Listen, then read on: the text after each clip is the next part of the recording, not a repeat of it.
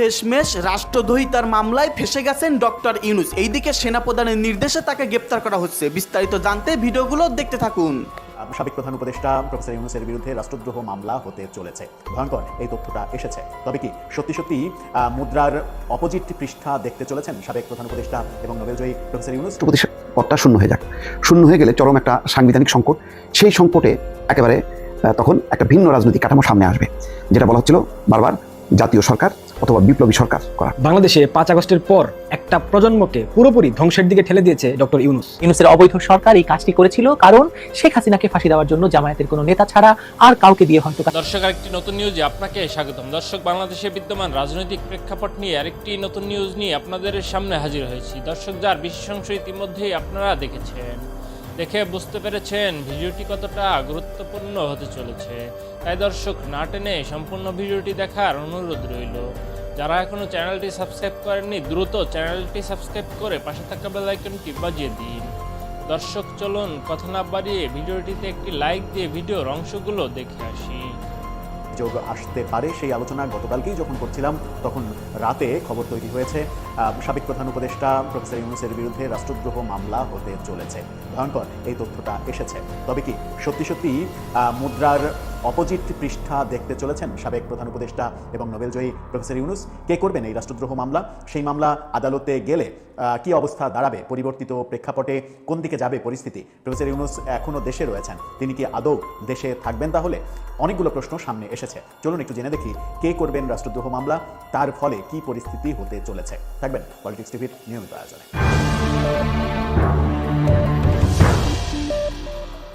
দর্শক, বলছিলাম সাবেক প্রধান উপদেষ্টা প্রফেসর ইউনূসের বিরুদ্ধে রাষ্ট্রদ্রোহ মামলা হতে চলেছে। রাষ্ট্রদ্রোহ মামলার ঘোষণা দিয়েছেন একজন রাজনীতিবিদ।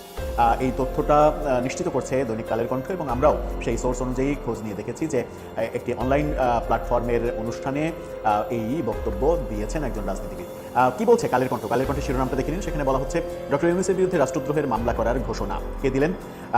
ঘোষণা দিয়েছেন বাংলাদেশ মুসলিম লীগের সভাপতি ও সুপ্রিম কোর্টের সিনিয়র আইনজীবী মহসিন রশিদ। তিনি বলেছেন, ইউনূসের কর্মকাণ্ড শুধু সংবিধান লঙ্ঘনের মধ্যেই সীমাবদ্ধ নয়, বরং তা রাষ্ট্রদ্রোহের পর্যায়ে পড়ে। বর্তমান সরকার পদক্ষেপ না নিলে আমি রাষ্ট্রদ্রোহ মামলা করব। সিনিয়র সাংবাদিক মঞ্জুরুল আলম পান্নার ইউটিউব চ্যানেল মানচিত্রে অংশগ্রহণ করে তিনি এই বক্তব্য দিয়েছেন। মহসিন রশিদ বলেছেন, প্রধানমন্ত্রীর পদ শূন্য হওয়ার পর রাষ্ট্রপতি একমাত্র সাংবিধানিক পদে অধিষ্ঠিত ব্যক্তি ছিলেন। সেই রাষ্ট্রপতির সঙ্গে যথাযথ যোগাযোগ না রাখা, নীতিগত সিদ্ধান্ত নেওয়ার আগে তাকে অবহিত না করা এবং সাংবিধানিক শিষ্টাচার উপেক্ষা করা গুরুতর লঙ্ঘন। এটি শুধু সংবিধান লঙ্ঘন নয়, ইটস ট্রিজন। তিনি বলেন, রাষ্ট্রপতিকে তার সাংবিধানিক দায়িত্ব যথাযথভাবে পালন করতে দেওয়া হয়নি। তাকে ভয়ভীতি দেখিয়ে মানসিক চাপে রাখা হয়েছে এবং রাষ্ট্রপতির কাছে পাঠানো নথিতে সই করানো হয়েছে। রাষ্ট্রপতি সহযোগিতা না করলে রাষ্ট্রে অচলাবস্থা সৃষ্টি হতে পারত। রাষ্ট্রপতি রাষ্ট্রের প্রতীক, তাকে যথাযথ সম্মান না দেখানো রাষ্ট্রের মর্যাদা ক্ষুণ্ণ করার শামিল। মহসিন রশিদ বলেন, একজন সাবেক উপদেষ্টা রাষ্ট্রপতিকে চোর বলেছিলেন। যার হাতে শপথ নিয়েছেন তাকেই চোর আখ্যা দিয়েছেন তিনি দাবি করেন, প্রেস উইং অপসারণ, বঙ্গভবন ঘেরাও এবং রাষ্ট্রপতিকে অপসারণের চেষ্টা, এসব ছিল রাষ্ট্রীয় শিষ্টাচার বহির্ভূত কর্মকাণ্ড। এসব ঘটনার সঙ্গে ডক্টর ইউনূসের সম্পৃক্ততা বা নীরব সমর্থন ছিল কিনা তা খতিয়ে দেখতে তদন্ত কমিটি বা কমিশন গঠন করা উচিত। ইউনূসের নেতৃত্বাধীন উপদেষ্টা পরিষদের কয়েকজন সদস্যের বিরুদ্ধে তদন্ত দাবি করেন মহসিন রশিদ। তিনি বলেন, রাষ্ট্র কোনো খেলার বিষয় নয়, রাষ্ট্রের ক্ষতি হয়েছে কিনা তা নিরপেক্ষভাবে অনুসন্ধান করা দরকার। সংবিধানের 106 অনুচ্ছেদ চ্যালেঞ্জ করার প্রসঙ্গ তুলে তিনি বলেন, এ বিষয়ে তিনি আদালতে গিয়েছেন এবং রায়ের সার্টিফাইড কপির জন্য আবেদন করেছেন। রায় হাতে পেলে তিনি রিভিউ করবেন। ভবিষ্যতে যেন আর কোনো অবৈধ বা অসাংবিধানিক অন্তর্বর্তী সরকার না আসে, সেই ব্যাপারে সতর্ক থাকা জরুরি। মহসিন রশিদ বলেন, সরকার যদি কোনো ইনকোয়ারি কমিটি গঠন না করে, তবে তিনি নিজেই নোটিশ দিয়ে মামলার উদ্যোগ নেবেন এবং ইউনূসকে পক্ষভুক্ত করবেন। আগেও করেছি, আবারও করব। অর্থাৎ সরকার যদি প্রফেসর ইউনূসের বিরুদ্ধে রাষ্ট্রদ্রোহ আইনে মামলা না করে, ব্যবস্থা না নেয়, তাহলে তিনি নিজে মামলা করবেন। ডক্টর ইউনূসকে প্রধান আসামি করে তিনি মামলা করবেন। সত্যি কি সেই দৃশ্য আমরা দেখতে চলেছি? যখন আমরা শুনছি প্রফেসর ইউনূস 28 ফেব্রুয়ারি এখনও যেখানে অবস্থান করছেন সেই যমুনা ছেড়ে দেবেন, ছেড়ে দিয়ে গুলশানে তার নিজের বাসভবনে উঠবেন, সেরকম একটা প্রেক্ষাপটে এই আলোচনা যখন সামনে আসলো, তখন কি ব্যাপারটা এরকম আমরা দেখব যে খুব শীঘ্রই প্রফেসর ইউনূস দেশ থেকে বিদেশে নিরাপদ জায়গায় চলে যাবেন, যেন তাকে কোনো ধরনের কোনো হেনস্থার শিকার না হতে হয়? সেই পথে সরকার কি বাধা দেবে, নাকি সরকারও চাইবে না প্রফেসর ইউনূস কোনো ধরনের বিপদে পড়ে যান? দর্শক, আপনার কাছে কি? গতকাল রাষ্ট্রপতি শাহাবুদ্দিনের যে সাক্ষাৎকার বিভিন্ন গণমাধ্যমে প্রকাশ হয়েছে, মূলত কালের কণ্ঠ সাক্ষাৎকারটি নিয়েছিল রাষ্ট্রপতির সেখানে যে বক্তব্য দিয়েছেন সেই বক্তব্যকে কোট করে কালকে সোশ্যাল মিডিয়া এবং গণমাধ্যমগুলো সরগরম ছিল। এতে অনেক কিছু ফাঁস হয়েছে। তাতে পরিষ্কার যে ডক্টর মোহাম্মদ ইউনূস, তাকে ঘিরে একটি চক্র, তার নিজেও যেখানে হয়তো একটা মদত ছিল বা সমর্থন ছিল যে রাষ্ট্রপতি পদটা শূন্য হয়ে যাক, শূন্য হয়ে গেলে চরম একটা সাংবিধানিক সংকট, সেই সংকটে একেবারে তখন একটা ভিন্ন রাজনৈতিক কাঠামো সামনে আসবে, যেটা বলা হচ্ছিল বারবার জাতীয় সরকার অথবা বিপ্লবী সরকার করা।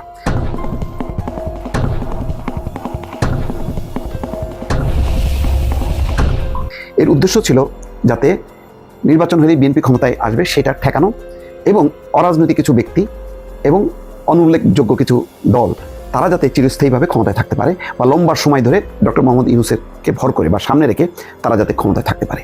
মোটামুটি কিন্তু রাষ্ট্রপতি শাহাবুদ্দিন এই জিনিসটা ফাঁস করেছেন। তার বক্তব্যে বুঝতে অসুবিধা নেই তিনি কি ইঙ্গিত দিয়েছেন। খেয়াল করেন, তিনি বলেছেন তাকে রক্ষার ব্যাপারে বিএনপি উচ্চ পর্যায় থেকে আশ্বস্ত করা হয়েছে, সশস্ত্র বাহিনীর 3 প্রধান তাকে আশ্বস্ত করেছে, বিদেশি কূটনীতিকরা তাকে আশ্বস্ত করেছে, অর্থাৎ তাদের সমর্থনে তিনি আসলে শেষ পর্যন্ত টিকে গেছেন। তিনি এও বলেছেন ডক্টর মোহাম্মদ ইউনূসের কাছ থেকে তিনি কোনো রকম সহযোগিতা পাননি। অথচ 5 আগস্ট পট পরিবর্তনের পর রাষ্ট্রপতি শাহাবুদ্দিনের কাছেই শপথ নিয়ে দেশ পরিচালনা শুরু করেন ডক্টর মোহাম্মদ ইউনূস। তার মানে সাংবিধানিকভাবে রাষ্ট্রপতির কাছেই তো শপথ নিয়ে সরকার চালাতে হয়, সেইভাবেই কিন্তু শপথ নিয়ে সরকার চলেছে। এবং সুপ্রিম কোর্ট একটা রেফারেন্স বা মতামত দিয়েছে যে হ্যাঁ, এতে কোনো সাংবিধানিক সংকট নেই, অর্থাৎ সুপ্রিম কোর্টের একটা রেফারেন্সের বলে সরকার পরিচালনা করছে। কিন্তু কিছুদিনের মধ্যেই সম্ভবত ডক্টর মোহাম্মদ ইউনূসের নিজের অথবা তার শুভাকাঙ্ক্ষীদের মধ্যে এই ভাবনা উদয় হলো যে যদি সংবিধান অনুযায়ী দেশটা পরিচালিত হয় তাহলে কয়দিন পরেই নির্বাচন দিতে হবে, সেই নির্বাচনটা দিলে বিএনপি ক্ষমতায় আসবে। বিএনপি ক্ষমতায় আসলে তাহলে তাদের সমস্ত আশা আকাঙ্ক্ষা সবকিছু আর থাকে না। ফলে একটা পরিস্থিতি তৈরি করা হলো যে রাষ্ট্রপতি শাহাবুদ্দিন যাতে পদত্যাগ করেন। এবং 22 অক্টোবর গত বছর 2024 ব্যাপকভাবে আন্দোলন হলো, ঘেরাও করা হলো বঙ্গভবন। উদ্দেশ্য ছিল একটাই, যে কোনোভাবে শাহাবুদ্দিনকে পদত্যাগ করানো। এবং খেয়াল করেন, ডক্টর মোহাম্মদ ইউনূস এত আইনের শাসনের কথা বলেন, মানবাধিকারের কথা বলেন, তিনি নিজেও কিন্তু রীতিনীতি মেনে চললেন না। তিনি বলছেন, শাহাবুদ্দিন বলছেন, তিনি 15-16 বার বিদেশে গেছেন, কিন্তু বিদেশ থেকে ফেরার পর তার কাছে রিপোর্ট করা, সেই রিপোর্ট তিনি করতেন না, তাকে ইগনোর করতেন। এমনকি রাষ্ট্রপতি অন্তত 2 বার সেখানে পরিষ্কারভাবে উল্লেখ করা আছে কসোভো এবং কাতার থেকে আমন্ত্রণ পাওয়ার পরও রাষ্ট্র বা পররাষ্ট্র মন্ত্রণালয় তাকে যেতে দেয়নি। উল্টো তার কাছ থেকে আবদার করা হয়েছিল তিনি যাতে চিঠি লেখেন কাতারের আমিরের দাওয়াতের ব্যাপারে, যে তিনি এই মুহূর্তে খুবই ব্যস্ত আছেন, ফলে তার পক্ষে যাওয়া সম্ভব না। তো তখনই ফাঁস হয় যে এই ধরনের একটা আমন্ত্রণ এসেছিল, রাষ্ট্রপতি এটা জানতেনই না। দেশের বিশ্ববিদ্যালয়গুলোর তিনি হচ্ছেন পদাধিকার বলে আচার্য, সেই হিসেবে তিনি সমাবর্তন অনুষ্ঠানের প্রধান অতিথি থাকেন, সেই সমাবর্তন অনুষ্ঠানগুলোতেও তাকে যেতে দেওয়া হয়নি। এক ধরনের বঙ্গভবনে তিনি ছিলেন গৃহবন্দী। এবং এখান থেকে পরিষ্কার যে ডক্টর মোহাম্মদ ইউনূস শুধু একা নন, তার উপদেষ্টা পরিষদের কয়েকজন, বাইরের রাজনৈতিক দল, কিছু রাজনৈতিক দল এবং সম্ভবত যাকে সেনাবাহিনীর যে কর্মকর্তাকে রাষ্ট্রদূত করা হয়েছে, তাদের একটা সমর্থন বা যোগসাজশে পরিকল্পনা চলছিল যাতে শাহাবুদ্দিনকে সরিয়ে দিয়ে এমন একটা ব্যবস্থা কায়েম করা, যে ব্যবস্থা অন্তত 5 বছর 10 বছর যাতে তারা টিকতে পারে।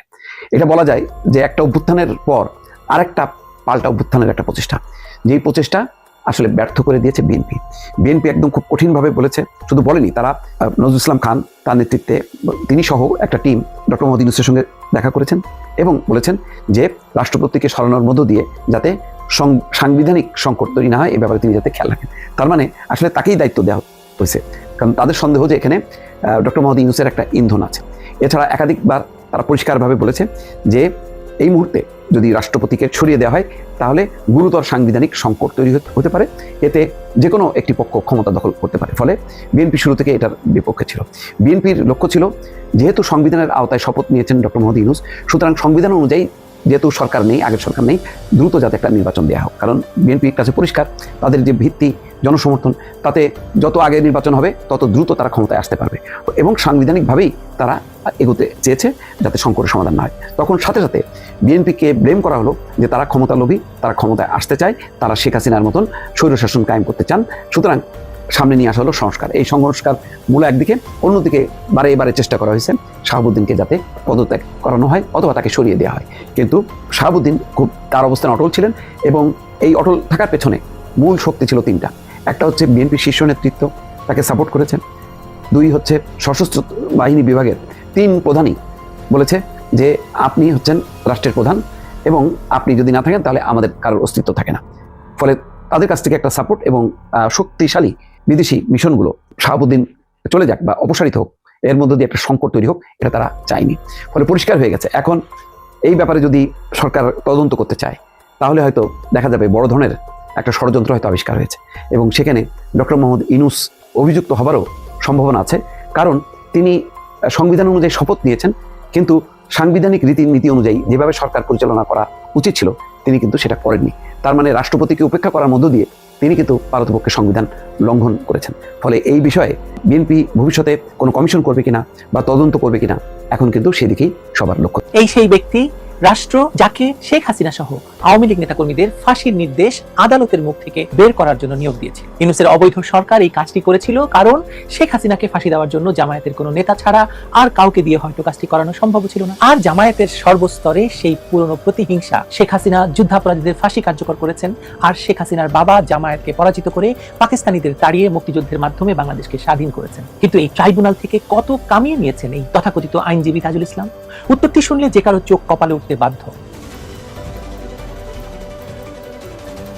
একাধিক সূত্র এবং খোদ প্রসিকিউশন টিমের ভেতরে অসন্তোষ থেকে যে তথ্য বেরিয়ে আসছে তাতে দেখা যাচ্ছে যে শেখ হাসিনার বিরুদ্ধে কথিত ফাঁসির রায় নিশ্চিত করার পাশাপাশি তাজুল ইসলাম এবং তার সিন্ডিকেট হাজার হাজার কোটি টাকার উপরে অবৈধ বাণিজ্য করেছেন। তথাকথিত বিপ্লব এবং সংস্কারের নামে গঠিত বিচারিক মঞ্চটি মূলত পরিণত হয়েছিল একটি পুরোদস্তুর ব্যবসা প্রতিষ্ঠানে, যেখানে বিচার বিক্রি হয়েছে চড়া দামে। আন্তর্জাতিক অপরাধ ট্রাইব্যুনালের চিফ প্রসিকিউটর তাজুল ইসলামের অপসারণ এবং তার বিরুদ্ধে ওঠা দুর্নীতির ভয়াবহ অভিযোগগুলো বাংলাদেশের বিচারিক ইতিহাসের এক কলঙ্কজনক অধ্যায় হিসেবে চিহ্নিত হয়ে থাকবে।